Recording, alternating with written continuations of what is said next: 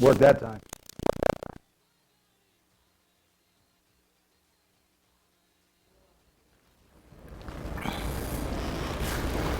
You got four mics on.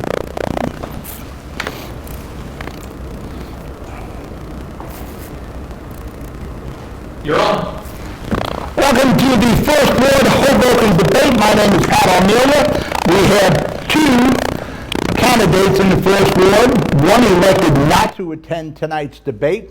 The Hudson Media Group, which I am the president of, has arranged for 5 televised debates. You're seeing it live on your Facebook, on your YouTube, on our home network, livestream.com. We will do a quick edit and we'll get it up on Optimum. This is probably the only debates in Hoboken that you'll see live, and then you will archive them on our website, on livestream.com, and on YouTube, so you can go back and forth, and we'll have them on Optimum. It is foolish for candidates not to attend these because we need to educate the voter as to who the best candidate is. Now, like I said, we have arranged for 5 live debates for the wards, which had never been done, as I understand, in Hoboken before. And Team Rave, no matter what debate, no matter what candidate, they were not available. We are going to go on with the debates. Some are 2-person debates like tonight. Unfortunately, we just have one, but I want to say unfortunately, we got the seated councilman from ward, the First Ward, and the other 4 debates. We will have all the incumbents have agreed to participate, and I have done maybe 50 debates over the years since the 90s. Normally, I got to wrestle with the incumbents to get them into debate. It's the challengers that are chomping at the bit. Unusual for Hoboken, but then again, it's Hoboken. Now I'm going to introduce Michael DeFusco. He is the councilman in the First Ward. He will have an opening statement. We will dispense with most of the rules of a debate since we only have one candidate here. Let's give it to Mike. Michael? Thank you so much, Pat. As you mentioned, local politics is often undercovered by the local press, so I really do appreciate this opportunity to come out and talk about not only what I've done over the past 4 years, but also why I'm running again. As you mentioned, any opportunity for an elected official or a candidate to speak to the public and to have their viewpoints heard is an amazing opportunity to explain why you're running and why voters should choose to vote for you, which is why it's unfortunate that my opponent isn't here today. I believe that Hoboken has always deserved new energy and new ideas, which is why 4 years ago I challenged the status quo and defeated a 21-year incumbent. For the past 4 years, I have done nothing but stand up for my district, speaking truth to power. As a private sector professional working at a Fortune 500 company, I don't require a government job. I don't have the support necessarily of the political establishment, because having opinions, speaking them truly, scares those that are in the establishment. And that's exactly why I'm running again, because over the last 4 years in Hoboken, we've changed the conversation about what it means to be a council person. We've pushed for a big idea by activating our aging train terminal and turning it into a European market over the next coming years. Similar to Reading Terminal Market in Philadelphia or Chelsea Market in Manhattan, a place that's going to be a home, an incubator for small businesses, for tech. And it's really going to be a destination that continues Hoboken's tradition of being an innovative city. Now, we've also fought for residents. We've sized back the mayor's ill-advised parking rate increases. We've eliminated booting. We've made sure that parking utilizes technology as opposed to linear thinking. We've pushed for residents and making sure that we have tenants protections that ensure that Hoboken remains affordable, not just now, not just for the next 10 years, but for the entirety of the future. Because without affordability, without diversity, we're not going to have the city that Hoboken was founded on and the city that I believe it can be. We have spoken truth to power about an administration that has misused its authority by expanding executive power, usurping the power of the council, and that doesn't sit well with our mayor, which is exactly why he's running a political aide who received a promotion within his own office to run against me, because That's what Hudson County politics is about, and that's why I'm running again for a second term. So what you're going to see tonight is just my ideas, it's about my vision, and I do wish my opponent were here tonight, because there's so many people at the doors that were looking forward to this debate, that were looking forward to a productive idea exchange. But unfortunately, an empty podium is what we have, and I think that the people of the First Ward deserve to understand 5 weeks out of an election where my opponent stands. That being said, I look forward to at least providing my input about what I've done and where we're going as a city and as a ward. Well, you touched on a lot of our questions in your opening statement, from parking to affordability. I just want to tell the viewers, if you have questions for the candidates, in this case, the candidate, Michael DeFusco, you can bring them in through Facebook. You'll see them go up on the screen, and Michael will answer them. First off, this is Hoboken, and we could start with A1 or 1A question. You want to start with scooters or parking? Which would you like to start with? Well, let's start with scooters. Everyone's talking about them. We had a big council meeting last week about them, so I'd be happy to talk further. Now, scooters, this was your baby when it was first introduced. It was your idea. Did you anticipate the problems that would be created? They've become the scourge of Hoboken. Did you see this coming? Absolutely. A year ago, when I first brought the concept of e-scooters and micromobility to the mayor's desk, we all knew what was going on across the country, from Austin to Los Angeles, to Paris. The scourge of e-scooters is a direct attribution to mismanagement by an executive authority, in this case, the mayor of Hoboken. Now, the rush to bring an innovative concept like micromobility to Hoboken was directly related to the mayor's ever-present need to make headlines. And what happened was the council did approve the Lime contract with the approval from the Hoboken Police Department. The chief and his lieutenants all said that they would have this covered, and we approved the contract accordingly with the information provided. Now, what happened after that is concerning. The mayor then took a second provider, political donors to his campaign, and then tried to get that approved through the council. They were OJO scooters? OJO, yes, correct. OJO.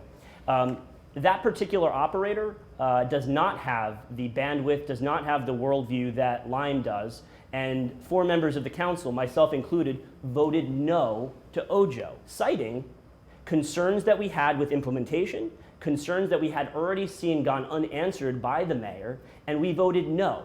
And my opponent, if she were here tonight, would have voted yes, because as an employee of the mayor's office that counts on a paycheck signed by her boss, would not have opposed that ill-advised measure. Sure enough, 2 weeks ago, the mayor finally agreed with the minority of the council, myself included, that OJO was unprepared to operate in the city of Hoboken and yanked their contract. So although, Pat, I was in favor of micromobility, I was not in favor of a rushed rollout.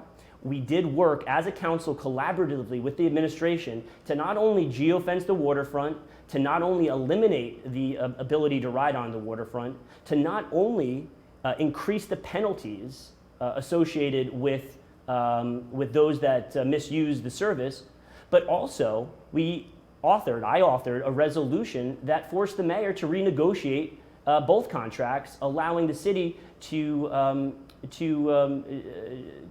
fund more protections and additional transportation infrastructure improvements. So that's the kind of leadership that I have brought to the council. I may not always agree with the mayor, but I am always fighting to make the mayor's agenda better.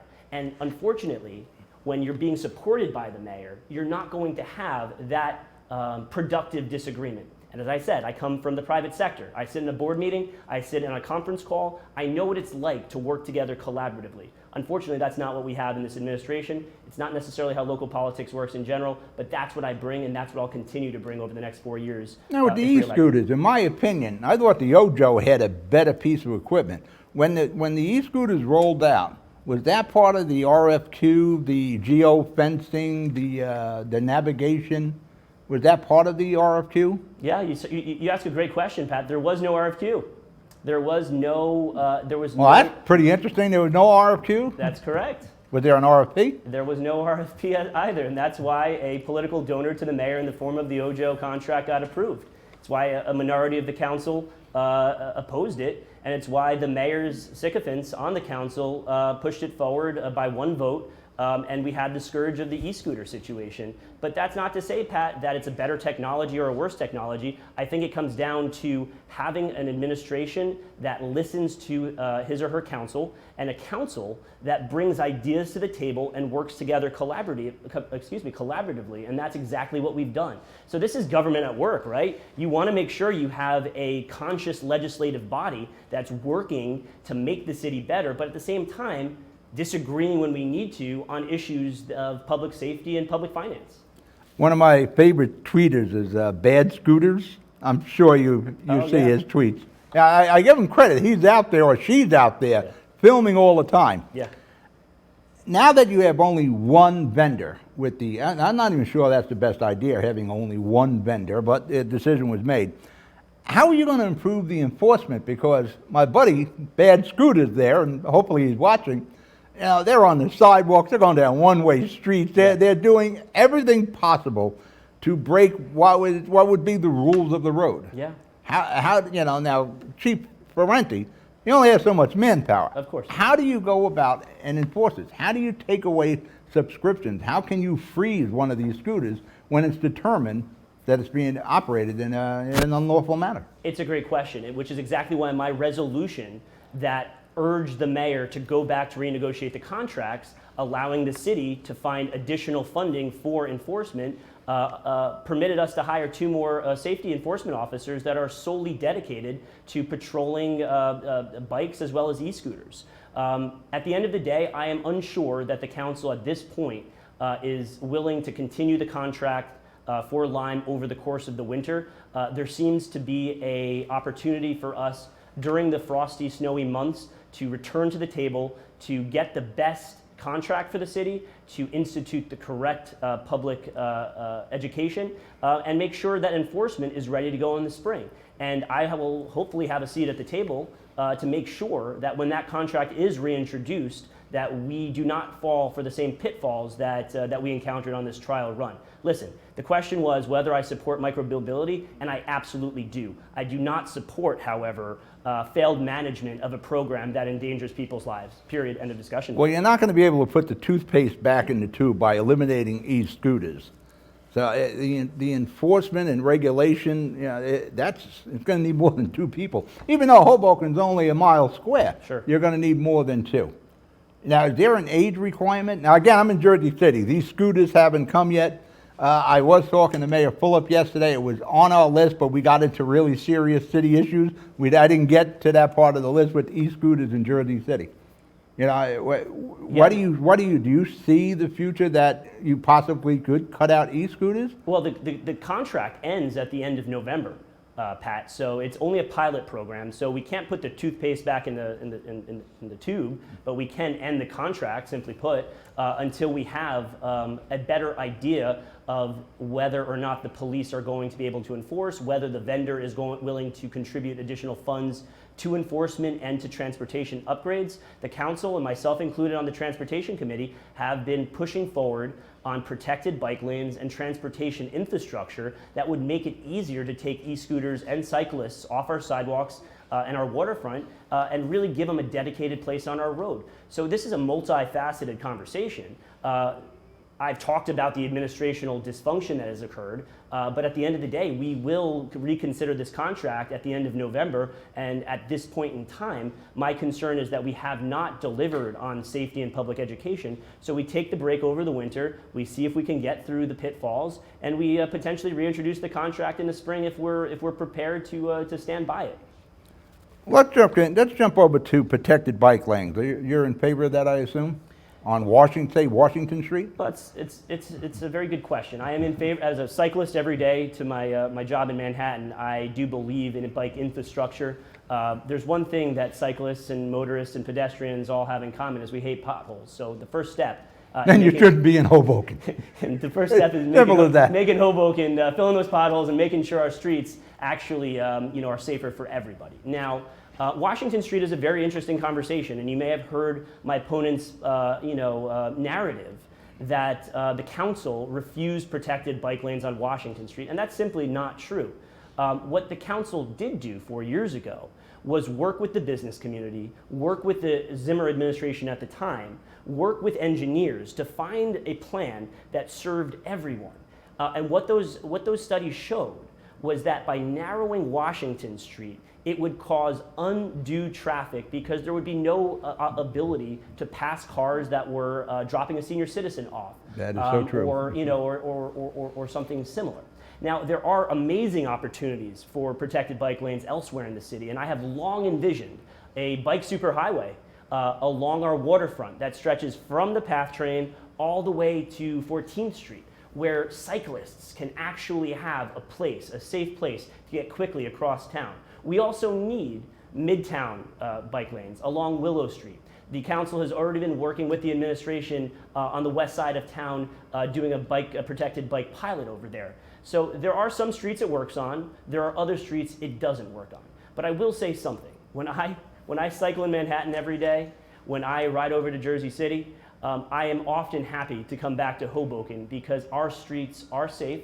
They can always be safer, and it is my job over the next 4 years if elected to make sure that we introduce protected bike lanes without unduly penalizing those that still need to park in Hoboken and those that still need to drive in Hoboken, because we are, however much we are Manhattan and however much we are a European kind of concept, we are still New Jersey. People work out west and people need their cars. So it is about collaboration. It's about finding consensus. That's what we did on Washington Street, and that's what I'll continue doing on all of our other streets, as they come up. Well, the problem with Hoboken, as with Jersey City, two cities that were basically developed together. The streets are very narrow. There are very few multi-lane streets in Hoboken or Jersey City. Now, you're an avid biker. You bike every day? Every day. Now, with protected bike lanes, are you biking in the snow? Listen, when you're a cyclist, if you're a proficient cyclist, do you bike in the snow? I bike when there's. Do you bike in the rain? I bike when the snow is plowed and when the rain's not. Well, no, we didn't get to the plow. You got to go to work. You don't bike in the snow then. I don't think you're not biking when it's 0 degrees outside. You're not biking. I agree with you. When it's raining, you're not biking. It depends where you're going. When it's super hot. I got a nice poncho, I'll tell you that much. Well, it's super hot. Are you biking? Because I'm going to bring up to the point where bicycling and bicycles aren't a reliable mode, a practical mode of transportation in Jersey City or Hoboken, because it's basically a good weather piece of transportation. And we're serving a fringe community of bicyclists. And I know the JC Bike Gang, they're cursing at their screen right now. To have permanent protected bike lanes for a minute amount of people who will only be using them for a minute amount of time when the weather's good, it doesn't make sense, especially on Washington. You might be able to do it on Willow. Willow's pretty wide. Yeah. But after that, I don't know you'd want to put them on Observer, but let's get off the bikes here. A quick question. This happened today. The PATH has raised their fares. Now, they didn't raise the PATH yet, but what they did, they raised the multi-trip card by 24%. And I'm sure a lot of people in Hoboken are utilizing that multi-trip card. As a councilman, what can you do about that? As a councilman, as one member of a legislative body, I found my best tool is my social reach, is my messaging, and making sure that those in power, whether it be the mayor of Hoboken, Hudson County, or in this case, the Port Authority of New York and New Jersey, hear us. And because so many of my constituents and my neighbors rely on PATH, I do often take a stance that is both collaborative as well as a little pushy when it comes to getting the service that I believe that Hoboken deserves. We did that when it came to pushing for Wi-Fi on the PATH train, when it came to pushing for additional bus service into Manhattan. But as a single councilman, or as an entire legislative body, or even with the mayor of Hoboken, we can only work together in building strong relationships with Port Authority, with Hudson County, to make sure that we get the resources that we need. What kind of resources do you get? What kind of funding do you get from the Port Authority? What kind of funding does Hoboken get? Oh, Hoboken receives very little, if any, tax dollars from their use of the property at Hoboken Terminal. So, Now, I'm sure you're aware that Mayor Fulop has reached an agreement with the Port Authority where they'll be giving millions of dollars a year to the city of Jersey City, because of the tunnel and the path on Journal Square. So Hoboken gets nothing from the Port Authority. if there is a tax component to it, I am unaware of that at this point. Well, that was the thing with Mayor Fulop in Jersey City. They were tax exempt, and they just had too much going on that to be tax exempt. So he was threatening them to take them to court, but Right. they had reached an out-of-court settlement. Have we seen a dollar yet? That I'm not sure. But Mayor Fulop has reached some sort of an agreement with the Port Authority. Development. Now, you're a proponent of development. You're very interested on the development on Observer Highway. For that matter, aren't you talking about a pool?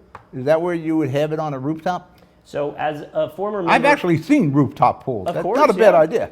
I swim in one frequently at the Sky Club in the 4th Ward. Trying to get to my colleague Ruben Ramos to do some laps with me, but he's too busy with his family playing soccer. But We can crash his debate when we bring Ruben in here. Well, you got development. You got the Newman Leather, which has been, that was in talks for years and years. Sure was. The old DPW garage, I think the post office, and there's a plan for, is there another Hilton Hotel? So the post office and the Hilton Hotel are one and the same. They're one and the As a same? former member of the zoning board for 5 years, I cut my teeth on development issues. As a matter of fact, I first became active in local politics when an ill-advised development project threatened to impact my district in the 1st Ward. I met neighbors, we talked about productive development and how it could impact our neighborhood. Now, what we've seen over the past many years are zoning requirements that are dated. We've seen an administration previously that refused to expand our tax base, productive tax base, passing along tax increases to residents. And what I've done over the past 4 years is I've updated zoning. We've expanded the small business district along Washington, 1st and 14th Street, as well as Jackson, to make it easier for small businesses to open. That's on my list, that SID. So specifically on development, Hoboken has long been a destination for misuse of development. For years, 20, 30 years, we've seen developers and politicians take advantage of the limited resources that we have in our mile square city.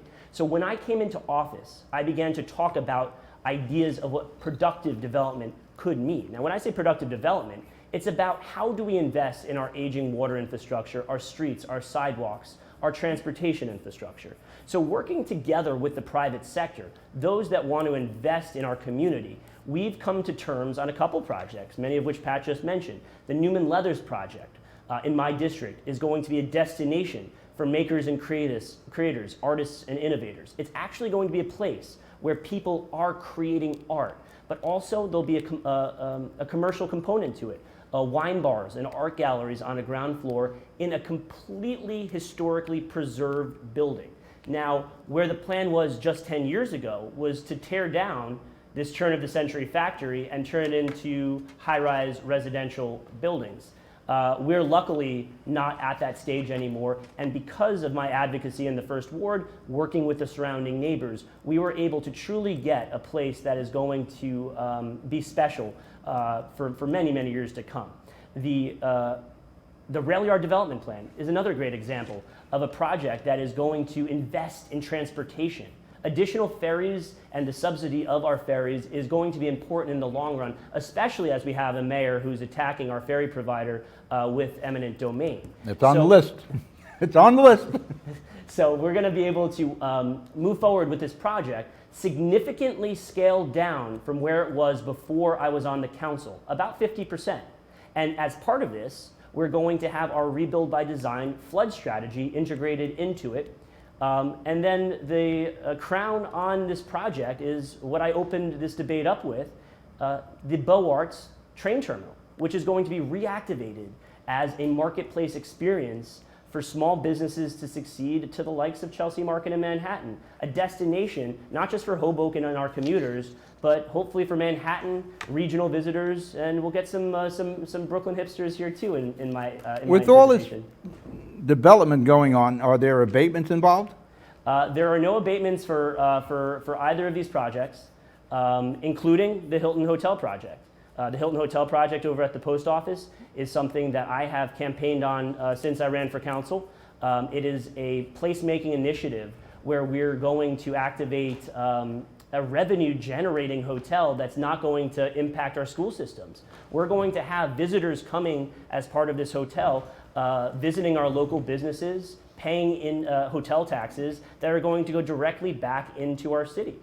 This hotel is going to bring infrastructure. It's going to bring a world-class roof bar, and it's going to activate a pocket park that's going to be a destination for food trucks and upstart businesses. Besides another bar for Hoboken, is there property tax relief from these developments for the people, the homeowners of Hoboken? They're going to generate taxes, Pat, right? So in other words, a hotel is a great project. Well, generate taxes. Again, is there going to be property tax relief for the homeowners, the mom and pops in Hoboken? Which there's still quite a few of them. That's a fantastic question, and the fact that if the mayor continues to grow the size of his office and the size of the city hall, if he stops driving around in a $100,000 luxury SUV and hiring additional political aides, one of which failed to come to the debate tonight, maybe we can hold the line on taxes. But as long as we have an administration that is spending so frivolously, an administration that continues to get into unneeded lawsuits, we may not be able to keep the line on taxes. I was able to, along with my council colleagues in the majority, hold back the mayor's ill-advised 4% raise on taxes. We brought it back to a 1.5%. And by adding productive rateables into the city, a hotel, for instance, we're going to grow our tax base. Now, whether or not the mayor starts to spend a little more wisely is another story, but there will be another election in 2 years to debate his performance on that. Well, we'll have the podiums here. Well, talk about affordability in Hoboken. The county of Hudson is a problem for the people of Hoboken. You know, Hoboken is basically a punching bag for the county of Hudson. It's almost every year the formula that the county of Hudson uses hits Hoboken for about 10% each year. How can you you're talking about pools and recreation? Why don't you go, as a councilman, why don't you go to the county and have them foot some of the bill for that? Because Hoboken probably pays the most county tax than anybody else in the county of Hudson. Jersey City, Harrison, Hoboken gets beat all the time. I'm a friend of Hoboken's freeholder, and Anthony Romano has voted against these increases all the time, but he's one of 9. How do you get more from the county of Hudson? I know they fixed some roads for Hoboken, but how do you get real money, real services from the county of Hudson that could offset some of these property taxes? Well, in defense of the county, this is the first year that county taxes have gone down, whereas municipal taxes and school board taxes have gone up. So the county actually has been very prudent in making sure that they respect the taxpayers of Hoboken, and I thank our county executive, DeGees, for his leadership on that. We do get an enormous amount of support from the county, from snow removal and salt to a project that I personally advocated to the county when I first became a councilman, the Newark Street multimodal study and complete street program, which is a couple $1 million that we're getting funded by the county, as well as a federal grant that the county helped us with, that's going to make our growing south side of my district safer for pedestrians, cyclists, and motorists. The county is working with me to start funding Court Street next year, our city's most historic lane. I'm really looking forward to moving that conversation forward. The county has given millions of dollars to all our park projects, the Southwest Park as well as our upcoming Northwest Park project. The county have been good partners, and I sometimes get frustrated by the politicians that like to point fingers, right? The county has not ever turned its back to Hoboken, but Hoboken needs to understand that we have an administration and council people that are asking for services. We get the services, and it is my honor to tell my constituents, as well as anyone watching, that I have gotten what I've asked for from the county, and I thank them for that. So, you feel you get enough in services and others to justify the amount of money coming from Hoboken going to the county? We have a great county school. We have a very solid county sheriff's office. We have a progressive board of freeholders that. But how is that helping Hoboken? You got a couple of million. How many, we should probably have this number. Yeah. How many millions Hoboken sends to the county? But let's take one more step. Yeah. Shared services with the county of Hudson. Sure. What would you propose there? I would propose, listen, we can never ask for too much, right? But we have to ask. At the end of the day, we've asked for millions in parks, millions in infrastructure, millions in street paving projects, and the county's delivered all of them, Pat. So if I were the mayor, would I be putting this money behind the same buckets that the mayor currently is? No. Pet projects never are the best place to put Take money. like the DPW department. The county of Hudson has a big DPW department. We have Hoboken that's 1 mile square. Sure. Do they really need their own DPW department? Couldn't we share those services with the county of Hudson? Presumably, but then you set up a slippery slope that every other municipality in Hudson County would want what Hoboken has. Jersey City would want that. Well, as the the more largest we city in could, the well, state of New Jersey Jersey. City is another city what there should be shared services with, whether with the county or the city. Hoboken should be trying to share that, even with the king up on the mountain there, Brian Stack. Whatever shared using that services. logic, we should just combine Jersey City and Hoboken as one. It's funny you happen to mention that, because in here it's consolidating municipalities I got. I've seen Hey, your what notes, about Pat. I Hoboken to Jersey City or Hoboken into Union City? Yeah. And I tell you combine Hoboken and Union City, I'll just tell you who the mayor is going to be in that. Of course. But the affordability, that's a big issue for the people of Hoboken. You know, the mom and pop, the indigenous Hobokenites who've been there since the days of, Frank Sinatra and the beginning of baseball and all that. They're the ones that have a hard time paying their rents or paying their mortgages or paying their taxes. Of course. It is very difficult for them. Affordability, that's a tough one there. Pay for play, which is a big issue in Hoboken. Where are you on that? So it's election season. It's the wild, wild west on the streets of Hoboken. As the number 2 in the mayoral election just 2 short years ago, I understand why the mayor would not like to see me get through this election. As soon as I started talking about a super PAC funded by our city's health insurance vendor, actually right here in the studio on the Hudson County View show about 3 weeks ago, a manufactured crisis arose that incorrectly indicated that the council should somehow have to take up a vote on an existing pay-to-play ordinance, which both our corporation counsel as well as outside counsel had indicated was not only unlawful and unenforceable, but also illegal and unconstitutional because it threatened the First Amendment rights of democratic trade organizations. So where I stand is that my campaigns have always accepted funds in line with state and federal pay-to-play guidelines, and we remain in full compliance. And all of my contributions are not from any sort of super PAC, dark money, but all publicly reported on the ELEC site, which can be reviewed by anyone. How would you like to change the pay-per-play? I would like to work with everybody. I mean, the mayor's and my opponent's narrative right now is that we should all play on the same playing field. Unfortunately, we had a mayor that sat on the council for 10 years and didn't do anything about it. And now 5 weeks before an election, it suddenly becomes an urgent issue because they want to see certain council members off the council. I say to my opponent, I say to the mayor of Hoboken, debate the facts. And unfortunately, we're at a debate where we're talking facts, and there's an empty podium next to me. So let's keep this election based on what the administration has done, what I have done, what my colleagues have done, and not try to manufacture crises. And if they want to have a say in how this conversation operates, they should show up at the debate and they should have a factual conversation about what they are generating by paid political operatives and hiding behind headlines. Good answer. I like that. Well, let's say we're talking about the mayor. You'd like to talk about him. It's been a few difficult months, per se, with the council and the mayor. What is your relationship today with the mayor, and where do you see it going forward with the mayor? Because you're probably the most vocal of the council people, the seated council people in Hoboken. I know Fisher's pretty vocal, but you're in the papers, NJ.com, all the insider political sites. You're quoted the most. Where are you now, and where do you see your relationship with the mayor of Hoboken in the future? Listen, I think I have a terrific relationship with the mayor and his administration. I work every day productively with them.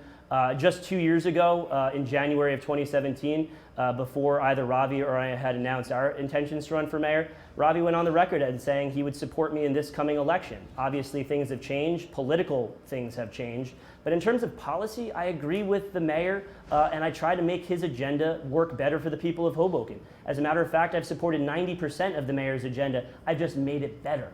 Taxes being an example. Making sure that parking better serves the residents of Hoboken. Making sure our city's water deal was the best for the taxpayers of Hoboken. So I understand why the mayor needs to, again, manufacture a crisis about how I may not be working with him, but the facts show otherwise. Look at what we've accomplished together in the last 2 years, and you can see that Hoboken is better with a council that is deliberate, that works with the mayor, and disagrees with the mayor, but always pushes forward policy that is in the best interest of the people of Hoboken. So I'll also say that the mayor knows that I am always available. He was at one time a very close friend of mine, and I enjoy obviously productive disagreements, and I don't take anything too personally. And I trust after this election we can sit down and grab another beer together. Have you ever been thrown out of City Hall? I understand that's happened to a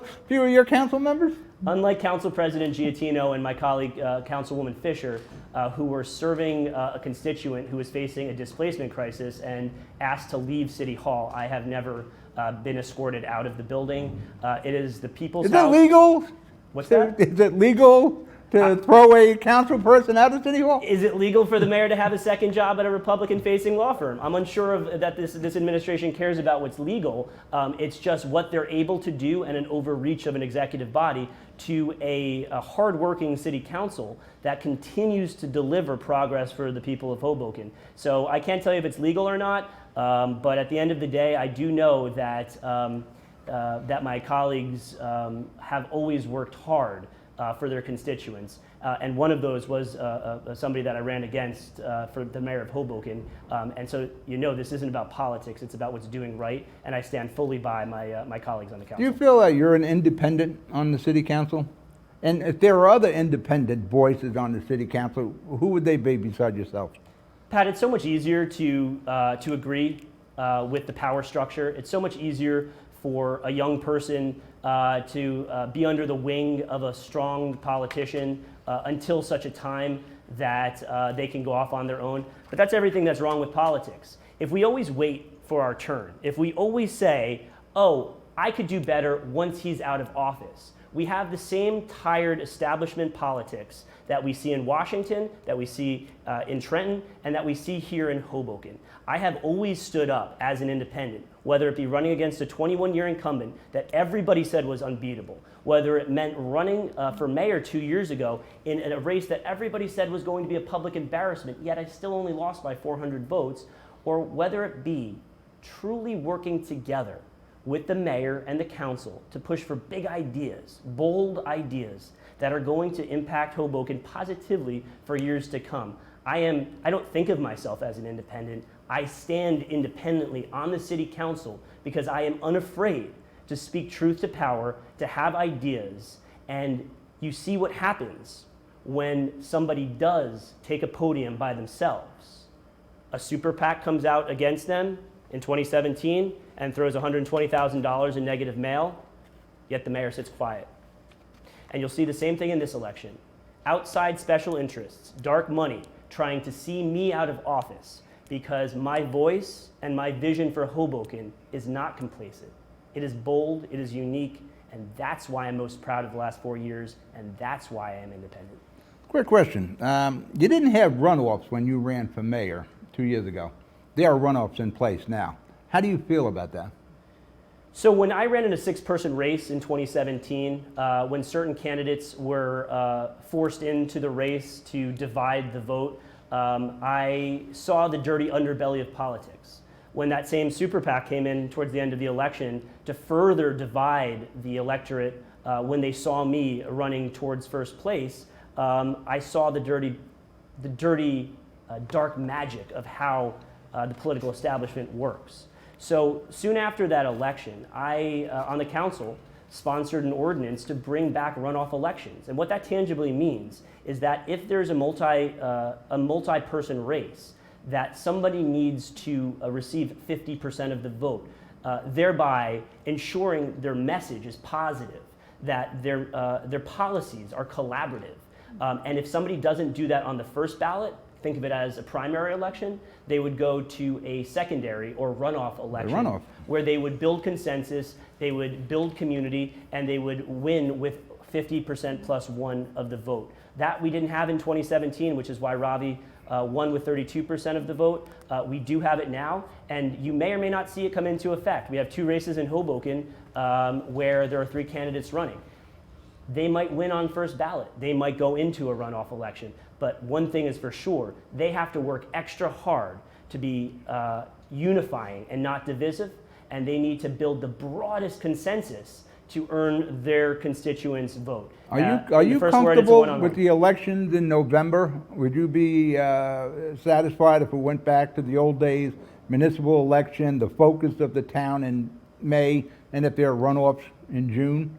Or are you happy with it the way it is in November? Listen, I think it confused a lot of people as to why elections, municipal elections, were held in May. A lot of folks just associate elections with November, even though a majority of the state of New Jersey has elections in their municipal elections in May. I do think the May elections permitted a fair weather opportunity. I think that it separated the elections from the national and state conversations. Put the focus on the local election. Yeah, listen, Hoboken is a nonpartisan election. That means it's not Republican, it's not Democrat, you're running for one office. So by putting it into a November election, people are able to polarize the electorate by making it into a partisan conversation. When in reality, local elections should be about potholes. They should be about small businesses. They should be about whose ideas are best for the city. And keep this in mind: that one of the largest cost drivers in anybody's taxes is your local county and school board taxes. So making sure that you have elected representatives that share your views really should come center stage in its own election. Unfortunately, many years before I was on the city council, the Zimmer administration and Ravi Bala wanted to move it over to November. That's where it is today. That's the competition that we have. It probably sits like that for another 2-3 years, because it was for 10 years and then it would be reviewed again. It's probably another 3 years to go. So I would open it up to a conversation at that time. Right now, my mindset is on November 5th and making sure that my ideas and my concepts get out there. Let's speed this up a bit. We got a little more than 15 minutes left. Going fast.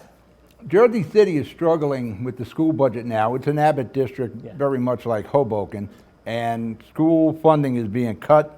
Jersey City got cut heavily. I'm not sure what the impact on Hoboken is, but does that concern you as a councilman that your school funding could be greatly affected? It absolutely does. We have an educational crisis in Hoboken that nobody's willing to talk about. We have our undergrades, our pre-K, our first, second, and third grades are growing exponentially, and we are, in many respects, unprepared from an infrastructure perspective, a school infrastructure perspective, to house them. Myself and Councilman Ramos proposed a Southwest redevelopment plan that would bring a middle school to the Southwest for the growing grades. Unfortunately, the mayor did not agree with that plan. When it comes to school funding, the $90+ million budget that our school board works with, in many ways could be better spent. But as a municipal officer, separate from the school board, I can't instruct, or a majority of the city council can't instruct the school board how to work. Now, we can ink better redevelopment agreements that produces infrastructure for our growing school district, but we can't necessarily tell the school board how to operate. If the Abbott funding is yanked, as the South of New Jersey would like to see, I do expect that taxes would be used to supplement that, and that would be an absolute dire situation for the people of Hoboken. Talking about taxes, ratables, potentially you're going to lose a ton of ratables with the New York waterway, and Academy Bus. Are you in favor of using eminent domain to take the property away from legal property owners?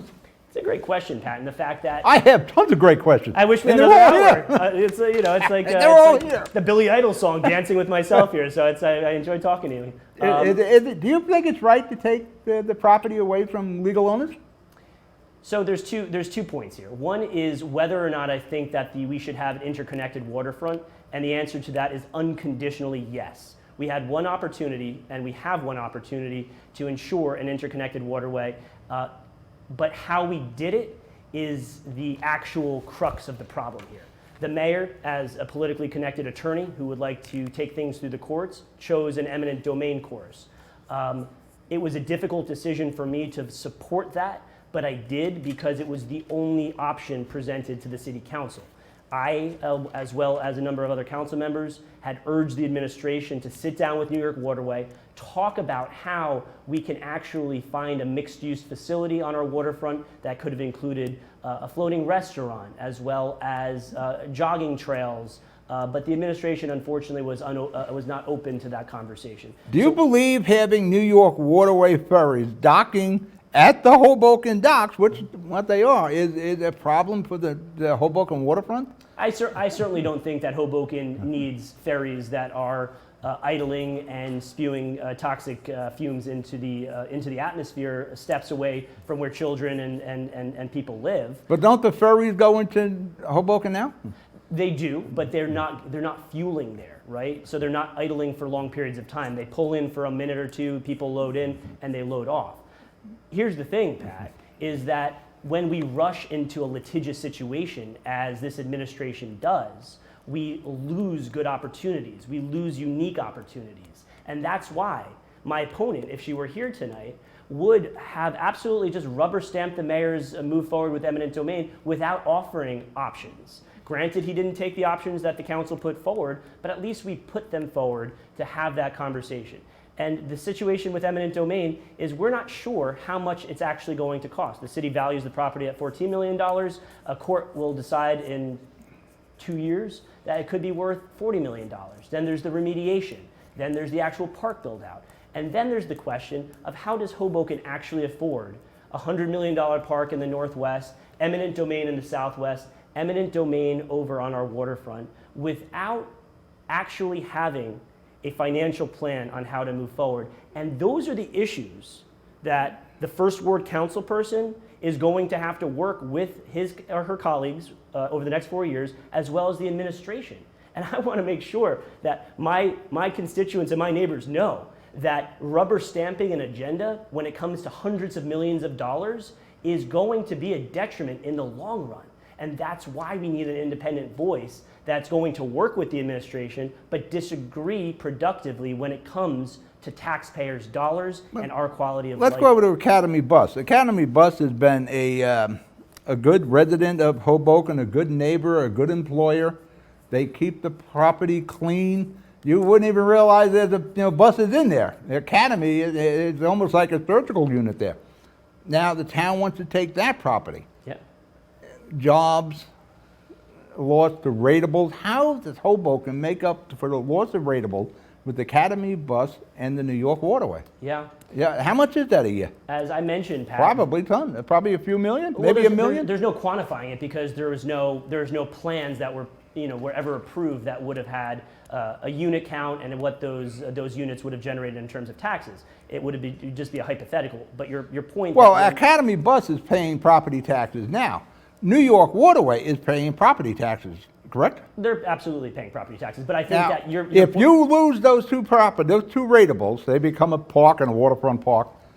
Who makes up the difference of those ratables? Correct, but the bigger question, Pat, is why we wouldn't have a more robust community conversation in the Southwest about what it means to bring productive development there that would have provided an expanded park, built a middle school, brought unique experiences like a beer garden, distilleries, microbreweries to our neighborhoods that all would have combined diversified our tax base. Instead, we want to, the mayor and my opponent would like to delay progress in the Southwest, delay construction of schools, delay the integration of unique businesses into our neighborhoods to push this into a multi-year litigious situation that only benefits lawyers and not the residents of Hoboken. Keep in mind, Pat, that it took 10 years to get that first phase of the Southwest Park done. An entire generation of kids grew up being promised a park that didn't get a park, and I fear that if my opponent wins this election, that's exactly what's going to happen again. Is that the park that was built on a parking lot? That's correct, yeah. And what is one of the toughest problems in Hoboken? Is it parking? It was a private parking lot, though. So But it was parking, cars Yeah, parked in there. Yeah. Now all those spots are gone. I hear your point, Pat. I tell you, yeah. when the elections are all done, and hopefully, you're still a councilman, hopefully you're successful, we could use this studio to talk to all the people of Hoboken at one time so you get a consensus. I guarantee if you ask them, they'd rather be able to come home at night and park their car.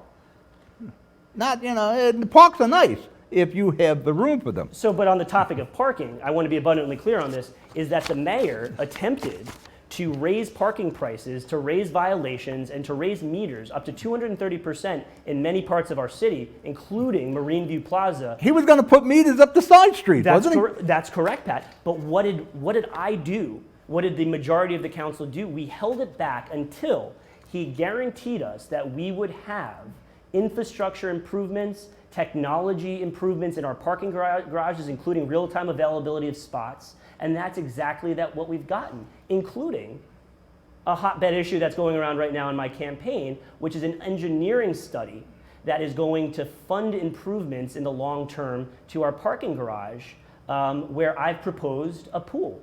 And my opponent then, as a member of the administration, also proposed a pool. So this is a great opportunity on how we can all work together to ensure that the items in front of the city council are delivering for residents in tangible, real, productive ways. There's always talk about a pool for Hoboken. I remember Mayor Roberts, he was going to have a floating pool. There was going to be a barge. And somehow the Hoboken lost that. Yeah. The municipal garages, what is the shape of them? Because one of the questions I got is, can we repair the garages? Yeah. Are they in that bad a shape? As part of my discussions with the administrations, I successfully secured the engineering study that I just talked about. Elevators are broken, roofs are collapsing. These 1960s structures are unacceptable for a modern day Hoboken. What about the robo garage? What's the issue with that? Because when I was on radio, I used to drive Mayor Roberts crazy with the robo garage. Their cars were falling off the lips and all. It was a very innovative integration back in the early 2000s. It had some technological issues that are beyond me because I was a much younger man at the time. For that matter, something with the computer program, the Hoboken didn't have access to it. Robotic garages work significantly better than they did when Mayor Roberts brought them to town. But in terms of our actual garage infrastructure, if the mayor is going to try to raise our parking prices, I'm going to say, what are we getting out of it tangibly that makes our parking experience better? My opponent simply would not do the same because she's not going to disagree with her boss. Well, she hasn't disagreed with anything you said yet tonight. All right, we got about 5 minutes, 30 seconds. Let's go quick. The SID that was put in for Washington and other parts of Hoboken, there's a ton of available storefronts there. They're making it more difficult to do business on Washington. You're talking about protected bike lanes. You can't get deliveries in there. It is extreme. You put the curb bump outs. Those are all a problem. And now you're going to put an SID in. That's like another tax on people having a hard time paying taxes or high rents. Is that the wisest thing there, the SID? You can't compare it to Jersey City. It's a different animal over there. Yeah, so for viewers watching, a special improvement district is an assessment placed on commercial units within the city of Hoboken that would go into a public-private partnership to fund such things as public performances, street plantings, first... Maybe hold off on that until we get a better idea of the future of Washington Street? Pat, this is why I started this out by saying, as a former member of the zoning board, my first move on the council was to move forward with a comprehensive zoning change for our business district. It was impossible until I was on the city council to open up a restaurant on 1st Street, 14th Street, or quite frankly anywhere in town because our zoning rules dated back to the Reagan administration. So I would see great ideas come in front of the zoning board get shot down because our zoning rules were not sufficient. So if it were just me, if I were the mayor, I would have pushed forward with zoning rules a lot earlier, I would have done them years ago as opposed to this year. I guess we can't go in and talk to Ravi about this. Well, we can always invite Ravi for a debate. You know, I'd be happy to Maybe do that's so. coming. But I Real will- quick, I will say, but back on the SID. The SID is a complementary item to the zoning expansion district. I know that you know, any assessment on properties is viewed as a negative, but at the end of the day, it is a very de minimis addition to their tax base, and one that will ultimately help the business community come together as a unified whole to move things forward. The government of Hoboken, however, should not be counting on the SID to cure our failing business district. We need people in elected office that are going out to innovative businesses, that are saying, come to Hoboken, what can we do to attract your business to Hoboken? We need show people, we need Well, you got to bold get people on and off Washington Street with some kind of ease. I try to avoid it when I go to Hoboken. Sure. Tell me something. You're ending your first term, hopefully going to your second. Tell me real quickly the 10 poles of your accomplishments of your first term. Absolutely. Making sure there's an independent voice in City Hall means holding truth accountable, right? We talked about holding back the mayor's tax increase, talking about him filling budget holes with parking revenues, investing new parking revenues into technology, standing up and introducing a comprehensive tenants protection law to ensure affordability remains in Hoboken, making sure we expanded our business district, pushing for development like the Hilton Hotel that was giving fairly back to our neighborhood. The mayor attempted to take $4 million of community givebacks from the first ward and put them uptown, and I said, not in my backyard. Those are staying here, and a court of law agreed with me on that. We have successfully changed the conversation to make ideas and innovation the topic of conversation, not political intrigue. And that is a really important change in Hoboken politics, and one that I hope to see continue. Unfortunately, without an independent voice, without somebody that's going to disagree productively, it's going to be more of the same. Tell me, what makes you a better candidate than that empty podium? Why should I go vote for you? Absolutely. I come from the private sector. I don't require this job. I don't need this job to pay for my bills. I don't live in subsidized housing where I've just upgraded my apartment recently because I am now a member of the political class. I am an independent. I'm somebody that's going to always take my professional experience, whether it's finance, whether it is in creating marketing plans to this city and ensuring that the people of Hoboken have an elected representative that is filled with ideas, filled with energy, and not reliant on one politician to sign a check. And that's what you always have to ask yourself. Who is supporting this person? Why are they supporting this person? And with me, you have somebody that is completely independent of the political class. I've created my own brand in this city that's built around truth, that's built around ideas. And up until just a couple months ago, unfortunately, my opponent, she hadn't been anywhere to be found. Well, just like tonight, she's nowhere to be found, and that's concerning when we're 5 weeks away from an election. Well, we got 30 seconds left. First off, I want to thank you for taking the time. Again, the incumbent usually have to wrestle you guys into debate. It is incredible that a challenger isn't taking the opportunity to go head-to-head with his or her opponent. It is astonishing that happened. I want to thank the viewers for tonight. This debate will be available on YouTube and our live stream channel. You can watch it again, and I advise you to watch it again because you missed things. I'm Pat O'Melia. Thank you for watching. Michael, thank you for attending. Thank you, Pat. Good night. Well, that was fun.